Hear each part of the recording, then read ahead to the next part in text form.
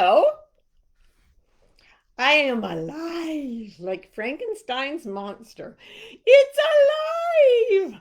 I'm alive. How are you, everybody? Oh, hello. Abundant joy is already here. Can you believe that already? Uh-huh. So is Ashley and Jordan and Align Flow. Ooh, that's nice. Shelly's here and Monique. Not seeing y'all on face, Facebook yet. Nomad Rose, how are you? Oh, there's Anne Karine from Lillehammer. Yay! Now that Anne Karine is here, we can get the party started. Well, I'll wait for a few more people. Hi, Shelly. Hi, Dr. Donna. Hi, Kirsten. Hi, Tracy. Anne Karine beat you aboard this today, Tracy. Just saying. Mary's here, and Marilyn and Jane. Hello, Catherine and Crystal and all the peoples. Okay. Yay, Becky's here, and Julie and Laura. How you doing? Alexandra and Kelly and Maureen O'Sullivan. I don't think that's an Irish name at all. Maureen O'Sullivan, nice to have you here. Sandra, Kelly, Kathy, Devon. Ignited Goddess. Woo! We can get a big party started with that. Okay, I've reached my critical mass of folks, so I have to yammer for a minute. So today's topic is the uses and misuses of the imagination. I have been reading a lot about imagination as not only a way to make sense of the world, but as a brain function, right? So I've always believed that the main cause of our suffering is the misuse of our imagination. Some people may say, yes, but in the way of integrity, you said that an untruth, believing something that wasn't true, is the cause of emotional pain. And I would say yes, because to believe something that isn't true, you have to imagine that something's true when it isn't. So it's the same thing. You're using your imagination to say, for example, that guy looked at me strangely. He doesn't like me. It may just be that the guy has a weird, maybe his face is just like that. You don't know. So we imagine things like, oh no, catastrophes will befall me.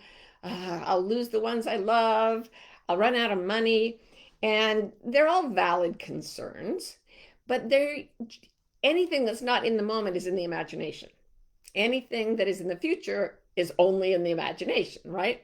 So for years and years, I've been doing this coaching and coach training, and we talk a lot about finding the beliefs that are causing somebody to suffer, and then looking at them and seeing, okay, without imagination, just with looking at the facts, are we sure this is true? So the Byron Katie work does this, cognitive behavioral therapy does this, ACT therapy does this. I've played with all these modalities, as we used to say at Harvard. Sorry, drink. Apologize to anybody for whom that was a trigger. So we imagine and imagine and imagine things that frighten us, that depress us, and all of that. And a big part of getting healthy is seeing where our suffering comes from, stuff that is not knowable. Or we can actually, when we look at it closely, we see that it is not true. Like you can go to the guy who looked at you funny and say, does that look on your face mean you hate me? I did this with one of my advisors at Harvard once. He was not American. English was his second language, and he wrote me the most profane emails I have ever received. I'd send him a chapter of my PhD dissertation, and he would write back with a lot of F words, a lot of other words that with other letters that I'm not even going to mention. He was very blunt. One might say enraged. And finally, I called him trembling, and I said, dude, only I used his name. Do you hate me? Or is this just the way you teach? And he said, oh no, it's just the way I teach. You're fine. So yeah, I went on being called an effing loser. And then he was, of course, my biggest champion when I got my degree. So all I'm saying is when you go and check the data, a lot of times your impressions are not borne out. Your imagination is causing you to suffer. All right, fine. So right now, I'm writing about how to get out of anxiety and how a lot of anxiety begins in the left amygdala. You hear me say this all the time. I'm obsessed with this brain stuff. And I always refer back to Jill Bolte Taylor, who is not only a Harvard neuroanatomist, um, what do they call it? Esquire? No, emeritus. So she was. Now she plays with other things. But she also had a massive left hemisphere stroke and then spent 8 years rebuilding her brain into another form of a Harvard neuroanatomist. And therefore, I think, gets to say. She gets to say from the intellectual perspective, and she gets to say from the subjective perspective. She has lost the left hemisphere of her brain. She knows what that's like. She knows what it's like to get it back. And what she says is that most of our anxiety comes from the alarmist and pessimistic nature of our left hemisphere amygdala, which scares our left side hippocampus into thinking something's wrong, that we have to control everything. So that's a place that your imagination goes wrong.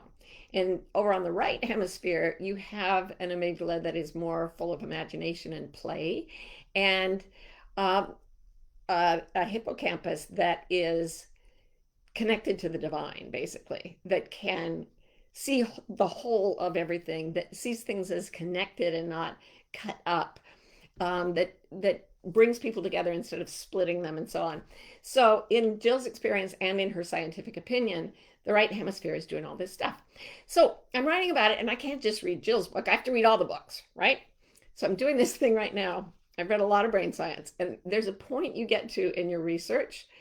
If you've written a nonfiction book, you may know this, where you keep hitting the same information over and over and over. And it's like nothing surprises you in any of the books you're reading. That means you pretty well got a grasp of where the field is at that time. So I've done this in several different fields. And in this one, it's really hard going because there's a lot of damn brain science out there. So I'm at this place where what I do is I put on an Audible book at like triple speed and it just goes and I'm like, wait, I didn't know that, and stop it and like go to the actual text in the book, the physical book, and underline it and put it in my notes and everything. And then I put on triple speed again. Okay, heard it. Oh, there's something. So I've been doing that. I've been going through like a lot of books. And today I was going through one. And I have been thinking the splendor of imagination on the right hemisphere is what I've been thinking about primarily as I'm writing my stuff. And I hit this book by a cognitive behavioral therapist whose name I will not mention and whose book I will not mention because I don't like them. I mean, I'm sure he's a very nice man, but oh boy, I don't like this book. And it's so interesting because people who write about the right hemisphere talk about how people who are left hemisphere dominated tend to be very judgmental and to think they know everything. And this is what that book is doing. And it's a book that says, it starts by saying the right hemisphere is a small crutch that your left hemisphere needs. Like your imagination is this tiny thing that you don't really, and it's always just saying the wrong thing. You've got to stay rational. You've got to just pep up. And he gives advice, like he literally says this, and this is a 2014 book. If you feel depressed, you need to buck up and fake happiness so that, because that's going to put your left hemisphere in gear and you're going to feel happier. And you got to analyze yourself because you are wrong, and you got to figure out where you're wrong, where that sappy, passive, like discardable right hemisphere is telling you lies. You got to stick with reason, man. It's like the whole westernization of the entire world is riding on this bolt of energy. And my favorite neurologist is Ian McGilchrist, who's a fabulous scholar in many different fields. He's a psychiatrist, he's a philosopher, he's an art historian. And he, in a book called The Master and His Emissary, talks about the westernization. It's called The Master and His Emissary, the Divided Brain and the Making of the Western World. So it's sociological as well as neurological. And what he says is that this whole way of thinking, like, buck up, and the domination of reason, even when it's actually not working with valid data itself. He's like, that has taken over the damn world. So, this is my spiritual podcast, and you all may be thinking, what does this have to do with me? I come here to feel better. This is what it has to do with you. I believe that the Western world has pushed all the ecosystems and all of the people to the brink. I think the Western way of seeing things, the weird way of seeing things, Western, educated, industrialized, rich, and democratic. That last one is arguable, but people who have absorbed that worldview have been experiencing much more anxiety as history goes on. Like the more they go, the more anxious they become, which is really interesting to me because I'm writing about anxiety. And I think the westernized view is the same as the view that is destroying ecosystems and destroying people's health and making them anxious. And the interesting thing about that is that I'm obsessed with, from a completely different angle, I have always since childhood been obsessed with the idea that I would be part of a large number of people who would change the way people think. And as you know, I came to call that the transformation of consciousness. And I believe it to be, it's in the future. It's my imagination. But it's a lot of people's imagination. And a lot of you have told me that it's your imagination too, or at least it's a deep feeling you have. And I think it's the one thing that might save us on this planet is if we shift this westernized, weird way of seeing the world and get more in touch with a holistic view that sees us as part of nature, that sees every human being as connected to every other, and all of us connected to the animals and the water and everything. This transformation will have to happen if we're not to destroy ourselves. So I'm reading this book, which is just a thing about how you should chipper up by focusing on your left hemisphere. And I thought, oh my God, this is the westernized view fighting for itself. So I write to Jill. I'm like, Jill, this dude says the exact opposite of what you said. He said when people get a left hemisphere stroke, they're totally depressed. And when they have a right hemisphere stroke, they're fine because they can just, nobody even needs all that nonsense imagination. And she wrote back and she said, I'm very familiar with this position. And she said, here's the way I read it. If you are an educated man or woman who believes that the left hemisphere way of thinking and having degrees and being an analyst is your entire ego state, and that gets taken out, you are going to get very sad. You're going to feel like you've lost your identity. She said, I didn't feel like I lost my identity. I found myself in a world of connectivity and joy. And she said, another thing is that people with left hemisphere strokes often cry a lot. And she said, I think people, they also don't have language, so they can't say what they're crying about. And she said, I'll tell you what I was crying about. I was in awe. I was in continuous gratitude and presence and awe. And that's why I was crying. And if you've read Byron Katie's books, you know, after her sort of enlightenment event, she cries very easily. I've seen her cry many times. And it's not out of suffering or depression. It's in gratitude and appreciation and awe of the beauty of the world.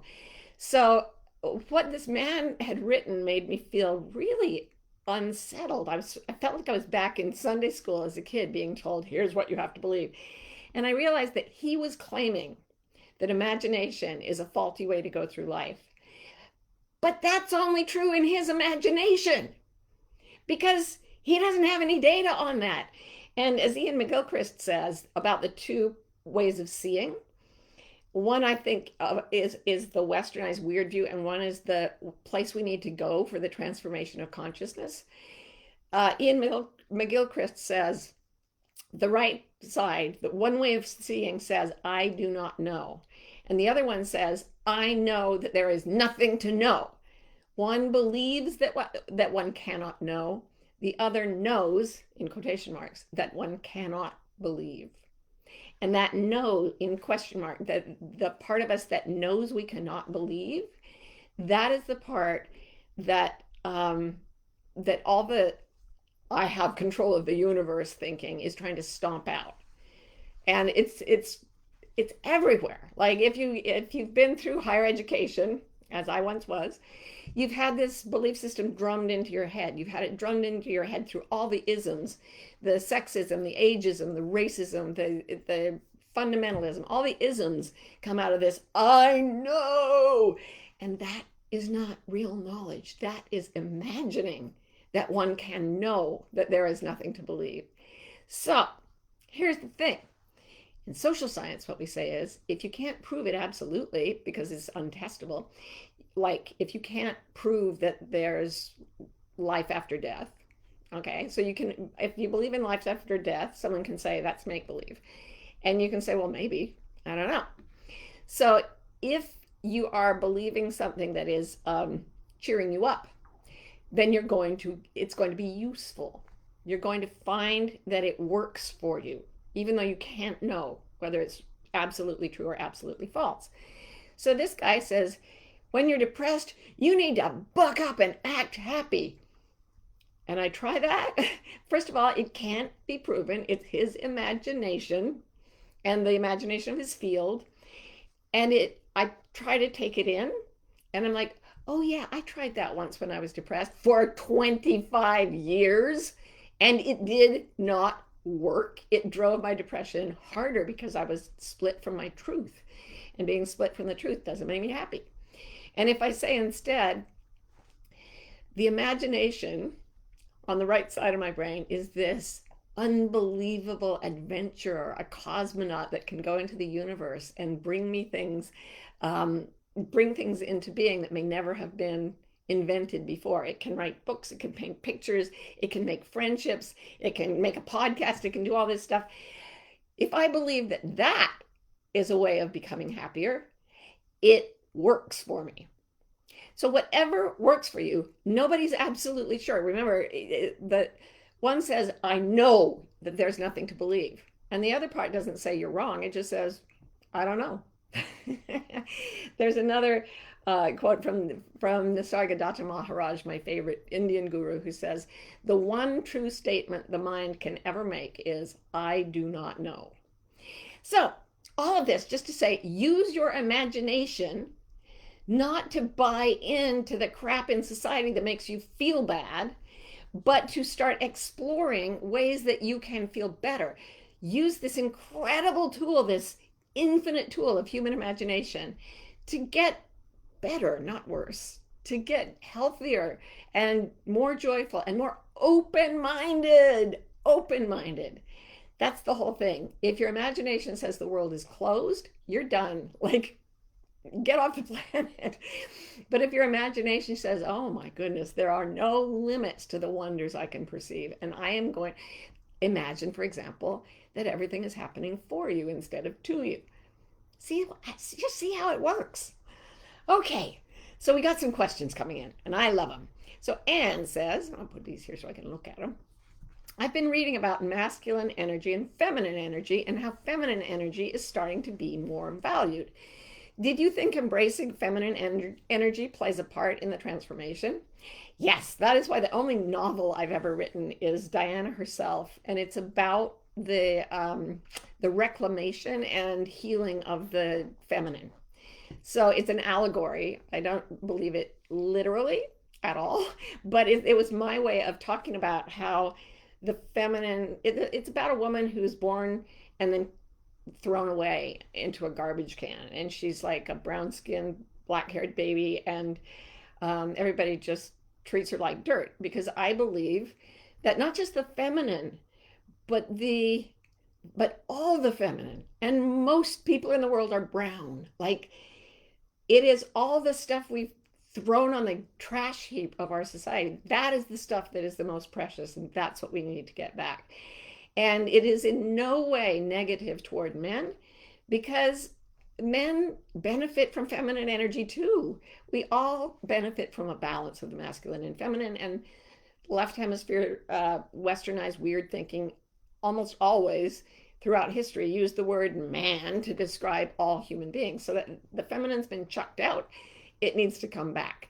Like, history is the story. You will learn history as the story of how many people killed the most other people in a short period of time. Let's look at the wars. Let's look at the dictators. That's history.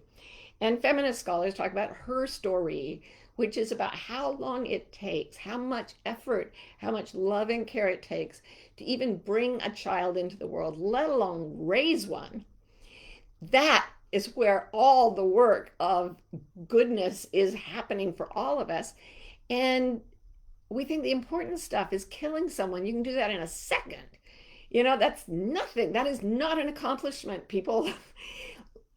Bringing something to life and keeping it safe, keeping the planet safe so that all the creatures and all the plants can continue to be born and to live and to thrive. That's the real exercise, not how much can we kill in a short period of time. I'm on a little bit of a soapbox, and I do apologize if my fierce demeanor seems directed at you. I know I can get so soapboxy on this topic that people feel attacked. I don't mean to attack. I'm just very enthusiastic. So Dr. Donna says, how can we counter voices like the author you are describing? I hear this a lot from family and friends. Just get over it. Well, if that works, go for broke. If not, then stop imagining that other people's advice is telling you the right thing.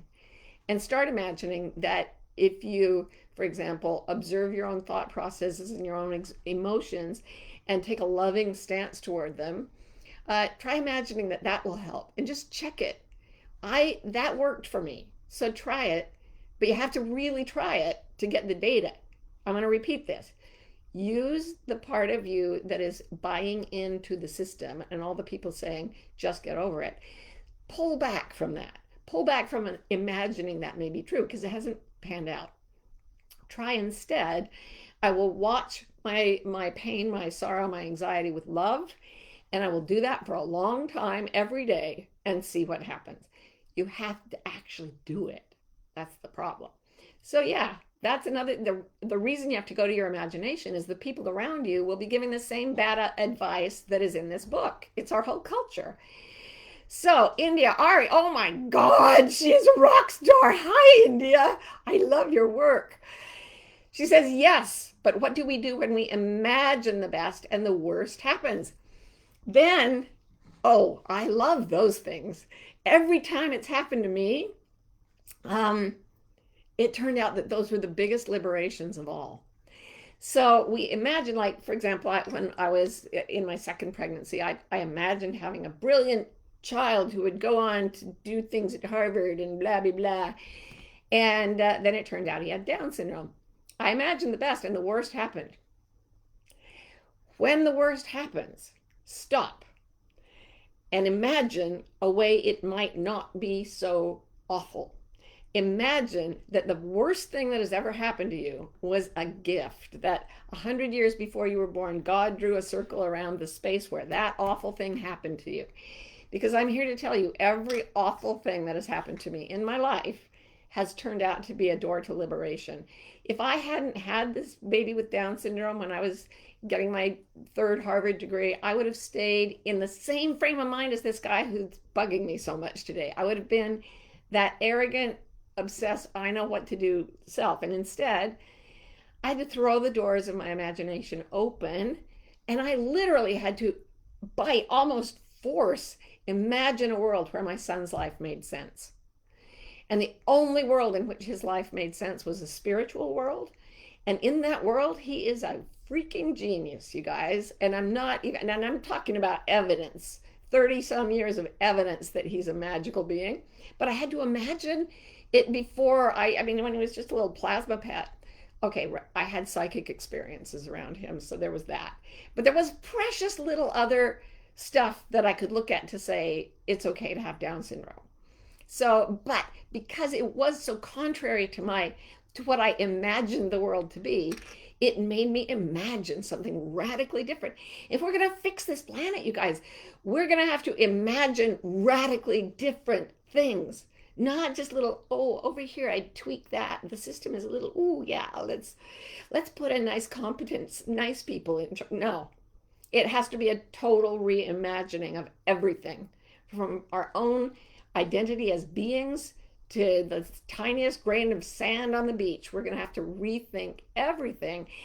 And that's why when we've committed ourselves to helping with a transformation of consciousness, sometimes the worst seems to happen to us. It presents us with the absolute necessity to imagine how our previous thoughts were wrong. And without that, we just wouldn't do it. The brain can't do that. We have to go after experience. Oh, and India has a follow-up. And what is the difference in imagination and belief? I too believed I was part of a group of people who would change the world, and I have no idea what to do with those imaginings now. I could have written that. I have felt that so many times over and over and over and over. Here's the thing. There's a difference from a belief that comes from outside you and a belief that comes from inside you. So in the way of integrity, I'm talking about pulling back from everything the culture tells you and instead basing your beliefs on what feels most deeply true and makes the four parts of yourself, body, heart, mind, soul, makes them all line up. So I'm going to ask you all of you folks, to repeat the phrase that I have found is the most resonant for everyone of the truth. And it's simply you say silently in your mind 3 or 4 times, I am meant to live in peace. And try believing that. Just for a minute, you can go to something else. I am meant to live in peace. Repeat it a few times, believe it provisionally. You can drop it later. But for me, and for a lot of the people I've worked with and crowds that I've worked with, that statement just kind of chunks into something that is truth shaped in our hearts and souls. And that is how to frame your beliefs, with that sensation. And I'll tell you, I have been so discouraged so many times. I thought it's not happening. It didn't happen. I thought the pandemic would do something and it didn't. Actually, I didn't think that. I think it's still working. But a lot of times I thought I was doing something that was like a Hail Mary pass, and it was all I had to give, and it didn't work the way I expected. And I was like, oh, I was wrong. I'm not here to be a part of transformation of consciousness. And when I imagined that it was pointless, that's when I got depressed. That's when I felt separate from the truth. And when I said, no, the universe has a different way of doing this than I would thought up, because of course I'm obviously, this 3-pound chunk of matter in my brain is obviously more powerful than the whole universe at knowing what's true. When I decided, all right, I'm going to imagine the transformation of consciousness again. And I just sort of popped back up to the surface, buoyant and relaxed and like excited for the next chapter. And I don't think that it's necessarily true. I do not know. The only thing I'm really sure of is that I'm not going to go with the people who know there's nothing to believe, because that doesn't pass the logic test or the sniff test. And if a belief makes you feel bad, it's the sniff test. That feels yucky and I'm not going to eat it. Okay, that smells yucky and I'm not going to eat it. So Aji says, in a time of many sudden changes, end of relationship, moving homes, etc., when it feels like one's entire life is being uprooted, how can we make sure our imagination is in tune with our integrity? Oh, this is such a great question. And our whole Wayfinder coach training is based on this model of change, because rapid change is the only thing we can be sure of. So that's what we coach people to cope with. And what you find is that in a time when everything's being uprooted, that's actually when you can find your integrity. You're not believing all the stuff that's coming at you because you're so uprooted from everything that it frees your belief receptors. And so you get to imagine what makes you feel peace.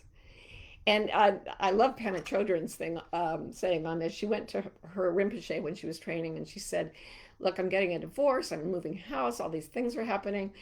And it's a period of transition. And once I get through it, I'll be okay. And her Rinpoche smiled at her and said, your entire life is a transition. Once you accept that, you'll be okay. So one of our imaginary things is that life stops changing. It doesn't. But another imaginary thing is we can only find our integrity if we're on stable ground. Nope. When you're out there wild and free and you're like, whoa, what's going to keep me like functioning in this time? That's when you have the epiphanies. That's when the mind opens and beautiful things come in. Okay, I've got two more questions, so I always go a little late. So Amy says, do you sense being neurodivergent, maybe a kind of brain and being evolution? I believe that's true. I think that gender identity being like challenged for the first time in human history, at least in weird cultures, it's not in every culture, but higher diagnoses of people on the autism spectrum, people with ADHD, people with ADD like mine, um, Down syndrome, all those things, I think, are bringing in new kinds of neurology that can go more directly to the truth that we need to go into. It's not available yet in our Western weird culture, sort of cognition, but it's got to come from somewhere. And I think it's going to come largely from people who are neurodivergent. It just makes sense to me. I don't know. This is what I believe. Okay, Holy Babel says, Holy Babe says, what are some of the things you do when your imagination is feeding you anxiety? Okay, here's the first thing. If the anxiety is coming through your mind, in other words, you're telling yourself stories about what could go wrong, then it's really good to challenge that, write down those beliefs. Everything's going to hell in a handbasket, and use something like the Byron Katie work or cognitive behavioral therapy to say, like, am I sure that's true? Like, let's look at different options that could happen. So that's if the fear is coming from a cortex pathway, like what you know, what you think, what you say, or what other people say. Then you can go at it logically. If your imagination is going off a spark of fear in your amygdala, any traumatic thing that happened to you, your amygdala, if it was bad enough, your amygdala will associate it with whatever was happening right before and during. So somebody who is in the middle of a bombing when they're looking at a clock, they might after that be terrified of clocks and not know why, because the amygdala isn't verbal, it's not conceptual, it doesn't feed you a story. It's just like, I'm terrified for no reason. But then you feel this pulse of fear and you think, oh my God, there's something wrong. There must be. I wouldn't feel this bad if something went wrong. I may be having a heart attack. I may be dying. A panic attack is a situation of the imagination going berserk because of that deep amygdala fear. And you need to be very, very gentle with that part of yourself. And don't try to reason with that part. If you don't know where the fear is coming from, drop your breathing, right? Get really slow and deep with your breathing. That helps your brain stem. And then start just giving yourself kind wishes. You'll be okay, honey. It's all right. You only need to be here now. You're okay. You're okay. You're okay. Everything you fear is just imagination. Everything that's real is right here. And we're okay. So, and sometimes you need to use both. Anyway, so yeah, imagination can set us free, can transform the world, can take us into a transformation of consciousness. And the misuse of imagination is to say, oh, they were all correct about I need to put on a happy face and be cheerful till I die and serve the machine of the capitalist oppressors. Oh dear. Let's get rid of that imagination. Let's go with the imagination that sets everything free and wild. Thank you so much for being here, all of us imagining together. It's so wonderful, and I love you, and I will see you soon again on the gathering room. Bye for now. Turn that off.